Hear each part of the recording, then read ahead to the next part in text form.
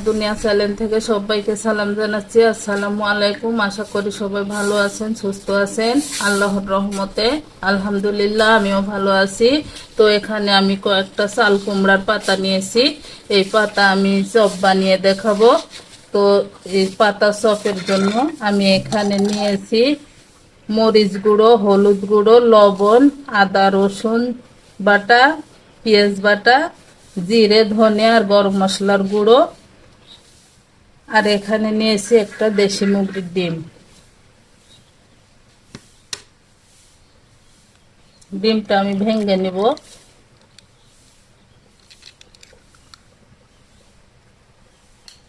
আর এখানে নিয়েছি হাফ বাটিরও কম বেসন।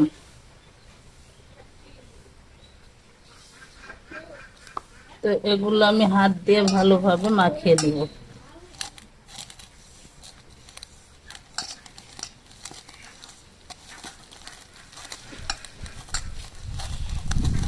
হাত দিয়ে আমি সুন্দরভাবে একটা পেস্ট তৈরি করে নিব। আর আমার মোবাইলের কারণে ভিডিওটা নিয়মিত দিতে পারছি না, যেহেতু আমার মোবাইল নষ্ট।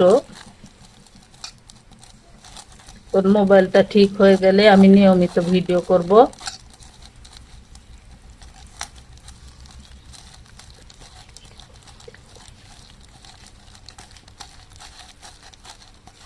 আমি এই ব্যাটারের মধ্যে আর একটু পানি দিয়ে দিব।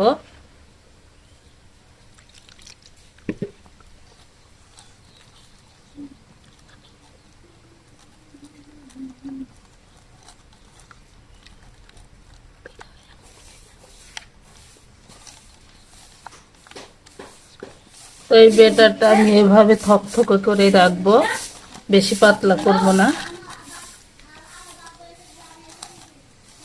তো আমার ব্যাটারটা রেডি। এবার চলুন চুলাতে চলে যাই। তো দেখুন আমার দুটো হয়ে গেছে। আমি এইভাবে সমস্ত সবগুলো আগে ভেজে নিব।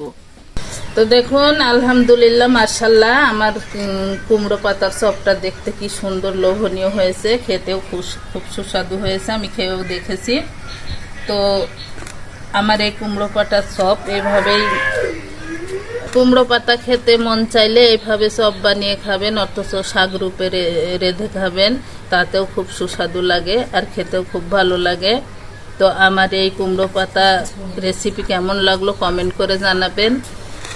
তো এই ভিডিওটা যদি একটু ভালো লেগে থাকে, কোনো উপকারে আসতে পারি কুমড়ো পাতার চপের, তো আমার চ্যানেলটি রান্নার দুনিয়া চ্যানেলটি লাইক দিবেন, বেশি বেশি শেয়ার করবেন, ফেসবুক থেকে দেখে থাকলে ফলো দিবেন, সাবস্ক্রাইব করে আমার পাশে থাকবেন। সবাই ভালো থাকবেন, আল্লাহর রহমতে সুস্থ থাকবেন। সবার প্রতি দোয়া রইল। আসসালামু আলাইকুম।